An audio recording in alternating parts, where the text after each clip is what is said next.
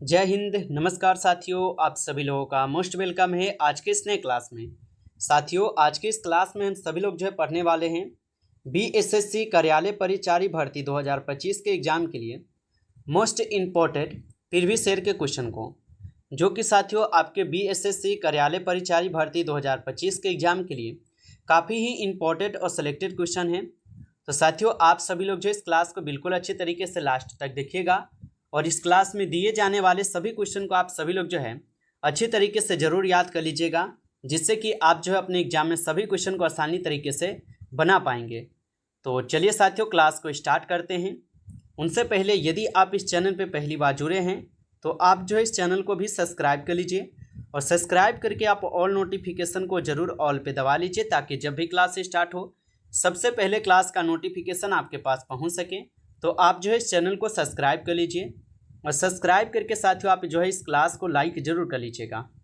तो चलिए क्लास को स्टार्ट करते हैं और देखिएगा क्वेश्चन क्या दिया गया है। क्वेश्चन दिया गया है कि गौतम बुद्ध ने महापरिनिर्वाण प्राप्त किया था, यानी कि गौतम बुद्ध को महापरिनिर्वाण कहाँ पे प्राप्त हुआ था। ठीक है, तो याद रखिएगा गौतम बुद्ध जी को महापरिनिर्वाण कुशीनगर में प्राप्त हुआ था। तो ऑप्शन सी यहाँ पे सही जवाब है, कुशीनगर।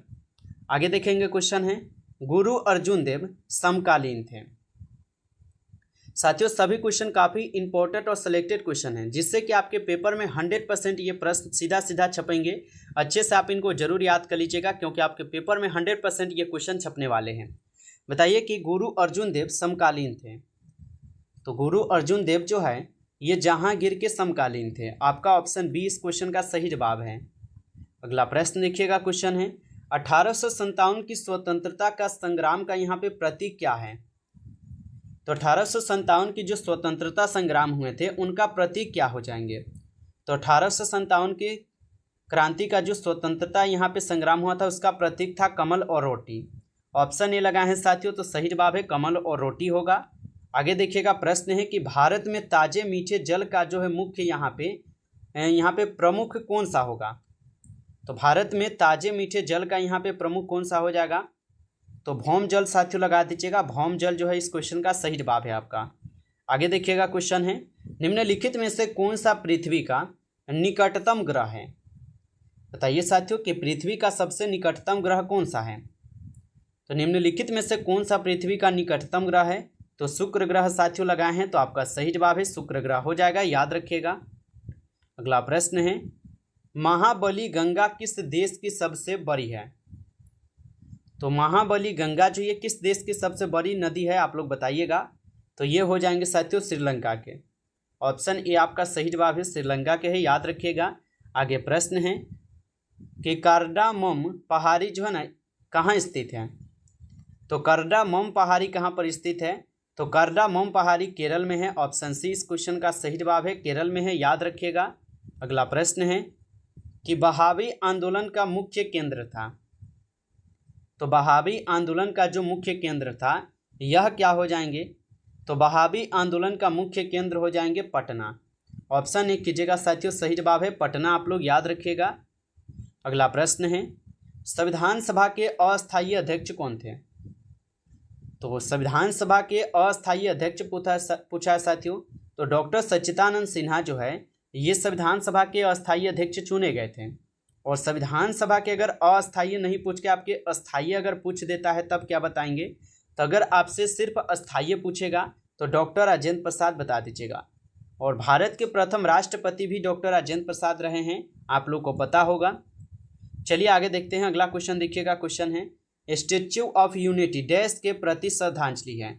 यानी कि स्टैच्यू ऑफ यूनिटी साथियों ये किसके प्रति एक श्रद्धांजलि हो जाएंगे। यहाँ पे थोड़ा मिस्टेक है हमसे, लेकिन हम बोलते हैं इसको आप याद रखिएगा, किसके प्रति श्रद्धांजलि होगा यहाँ पे वह होना चाहिए।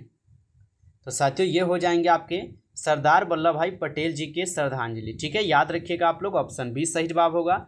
आगे क्वेश्चन आता है एकीकृत परिपथ आविष्कार से किसका जन्म हुआ है। तो एकीकृत परिपथ आविष्कार से किसका जन्म हुआ है। तो साथियों बता दीजिएगा, ये तृतीय का जन्म हुआ है। ऑप्शन डी सी इस क्वेश्चन का सही जवाब है, तृतीय का जन्म हुआ है। आगे क्वेश्चन है वेदों में संपूर्ण सच्चाई निहित है और ये किसके द्वारा कही गई थी। बताइए कि वेदों में संपूर्ण सच्चाई निहित है। और ये किसके द्वारा कही गई थी? तो स्वामी दयानंद जी के द्वारा कहे गए थे। ऑप्शन आपका यहाँ पे बी सही जवाब है, स्वामी दयानंद जी के द्वारा कहे गए थे। आगे प्रश्न है कि कार्बन का शुद्धतम रूप क्या है? तो कार्बन का जो शुद्धतम रूप होता है क्या होगा? तो कार्बन का शुद्धतम रूप है आपके हीरा।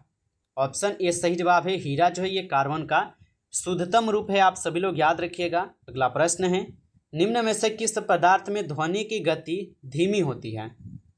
तो निम्न में से किस पदार्थ में ध्वनि की गति जो है धीमी होती है? तो ध्वनि की गति किस में धीमा होगा? तो वायु में होगा। ऑप्शन ए लगाए हैं तो आपका सही जवाब है, वायु आपका सही जवाब है। चलिए आगे देखिएगा। क्वेश्चन आपका आता है कि निम्नलिखित में से कौन सा एक सबसे अधिक मृत्यु है? साथियों अभी तक जो है आप इस क्लास को लाइक नहीं किए हैं तो आप इस क्लास को एक बार ज़्यादा से ज़्यादा लाइक कर लीजिएगा। और चैनल पे पहली बार जुड़े हैं आप तो आप इस चैनल को भी सब्सक्राइब करके ऑल नोटिफिकेशन को आप जरूर दबा लीजिएगा, ताकि जब भी क्लास स्टार्ट हो सबसे पहले जो है क्लास का नोटिफिकेशन आपके पास पहुंच सके। तो आप जो है चैनल को सब्सक्राइब कर लीजिए। अगर आपको पीडीएफ चाहिए साथियों तो कमेंट में आप बता दीजिएगा, आपको रिप्लाई करेंगे और आपको पीडीएफ जो है प्रोवाइड भी करेंगे, ठीक है। तो अगर आपको चाहिए तो ज़रूर आप कमेंट कीजिएगा। निम्न में से कौन सा एक सबसे अधिक मृत्यु है? इस क्वेश्चन का सही जवाब ऑप्शन ए है, सोडियम हो जाएगा। आगे देखिएगा। क्वेश्चन है, कमरे के ताप पर कौन सी अधातु द्रव्य है? तो कमरे के ताप पर कौन सी अधातु द्रव्य हो जाएंगे? तो साथियों लगा दीजिएगा, ब्रोमीन हो जाएगा। ऑप्शन बी यहाँ पे सही जवाब है, ब्रोमीन होगा। आगे प्रश्न है, कैल्शियम परमाणु संख्या 20 की संख्या है? तो कैल्शियम परमाणु संख्या 20 की जो संख्या है ये साथियों क्या हो जाएंगे? तो आप लोग 2 लगा दीजिएगा, 2 हो जाएगा, याद रखिएगा इनको। अगला प्रश्न है, खाने के सोडे का रासायनिक सूत्र है? बताइए कि खाने के सोडे का रासायनिक सूत्र क्या होगा? तो खाने के सोडे का जो रासायनिक सूत्र होगा साथियों NaH और CO3 होता है। ऑप्शन बी यहाँ पे यदि आप लगाए हैं तो सही जवाब है, NaHCO3 होगा। आगे देखिए प्रश्न है, निम्न में से किस पर ऋण आवेश होता है? तो निम्न में से किस पर ऋणावेश होता है? तो ऋणावेश जो है ये बी कण पर होते हैं। आपका यहाँ पे बी सही जवाब है, बी कण पर होते हैं, याद रखेंगे। अगला प्रश्न है, पॉलीथीन किस यौगिक का बहुलक है? बताइए साथियों, पॉलीथीन जो ये किस यौगिक का बहुलक होगा? तो पॉलीथीन हो जाएंगे आपके एथीन का बहुलक, ठीक है। ऑप्शन सी कीजिएगा सही जवाब, एथीन का बहुलक होगा। आगे यहाँ पे प्रश्न है, मनुष्य का प्रमुख उत्सर्जी उत्पाद होता है? तो मनुष्य का प्रमुख उत्सर्जी उत्पाद कौन सा हो जाएगा? तो यूरिया जो है ये मनुष्य का प्रमुख उत्सर्जी उत्पाद होगा। ऑप्शन बी सही जवाब है। आगे देखिएगा, यहाँ पे आपका क्वेश्चन है, विडाल टेस्ट का संबंध किस रोग से है? तो विडाल टेस्ट का संबंध किस रोग से है? तो मोतीझरा, जिसको टाइफाइड बोलते हैं। ऑप्शन ए आपका सही जवाब है, मोतीझरा से हो जाएगा, इनको याद रखिएगा। आगे प्रश्न है, निम्नतम संभव ताप है? बताएंगे साथियों, निम्नतम संभव ताप जो है ना हो जाएंगे। तो निम्नतम संभव ताप जो है ये -273 डिग्री सेल्सियस हो जाएंगे। ऑप्शन ए आपका सही जवाब है, -273 डिग्री सेल्सियस। आगे क्वेश्चन है यहाँ पे आपका कि यूरिया का निर्माण कहाँ होता है? तो यूरिया का निर्माण साथियों कहाँ पर होते हैं? तो याद रखिएगा, यूरिया का निर्माण आपके यकृत में होते हैं। आपका ऑप्शन बी इस क्वेश्चन का सही जवाब है, यकृत में यूरिया का निर्माण होता है, याद रखेंगे। अगला प्रश्न है साथियों, निम्नलिखित में से कौन से विलय का पीएच मान निम्नतम होगा यानी कि कम होगा? तो निम्नलिखित में से कौन से विलयन का यहाँ पे पीएच मान निम्नतम यानी कम होगा? तो नींबू का रस का जो पीएच मान है ये सबसे कम होते हैं। ऑप्शन डी होगा। आगे देखिए क्वेश्चन है, आवर्त सारणी का आविष्कार किसने किया था? बताएंगे साथियों, आवर्त सारणी का आविष्कार किसने किया था?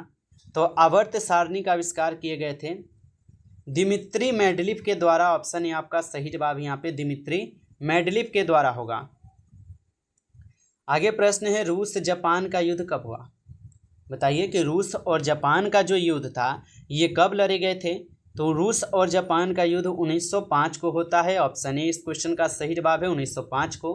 अगला प्रश्न आता है आप लोगों का कि प्रसिद्ध इतालवी क्रांतिकारी ग्यूसेप मेजनी का जन्म 1807 में हुआ था। तो प्रसिद्ध इतालवी क्रांतिकारी ग्यूसेप मेजनी का जन्म जो है 1807 में हुआ था। तो ये आपके ट्यूरिन में हुए थे। ऑप्शन ए आपका सही जवाब हो जाएगा। ट्यूरिन गलत बता रहे हैं। एक मिनट साथियों, ये यहाँ पे क्या होगा, तो जिनेवा में होगा। ठीक है, जिनेवा में होगा। ऑप्शन सी कीजिएगा, ऑप्शन सी होगा। आगे देखिए क्वेश्चन है साथियों, वर्नाक्यूलर प्रेस एक्ट किस वायसराय के समय में जो है ना पारित हुआ था। यहाँ पे समय हो जाएगा, याद रखेंगे कि वर्नाक्यूलर प्रेस एक्ट किस वायसराय के समय में जो है ना ये पारित हुआ था। तो याद रखिएगा लॉर्ड एलिंगटन के समय में ये पारित हुआ था। तो आपका ऑप्शन बी सही जवाब है, लॉर्ड एलिंगटन हो जाएंगे। नमस्कार साथियों, इस क्लास में कुल जो है आपके यहाँ पे 31 से लेकर 60 तक क्वेश्चन थे, जो कि काफ़ी इंपॉर्टेंट और सिलेक्टेड क्वेश्चन थे। साथियों यदि आपको ये क्लास अच्छा लगा हो तो आप इस क्लास को जो है लाइक कर लीजिएगा, और चैनल पे पहली बार जुड़े हैं तो आप इस चैनल को भी सब्सक्राइब करके ऑल नोटिफिकेशन को आप दबा लीजिएगा, ताकि जब भी क्लास स्टार्ट हो सबसे पहले क्लास का नोटिफिकेशन आपके पास पहुंच सके। तो आप इस चैनल को भी सब्सक्राइब कर लीजिएगा। चलिए फिर मिलते हैं आपसे एक नई टॉपिक के साथ नेक्स्ट क्लास में। तब तक के लिए जय हिंद, जय भारत।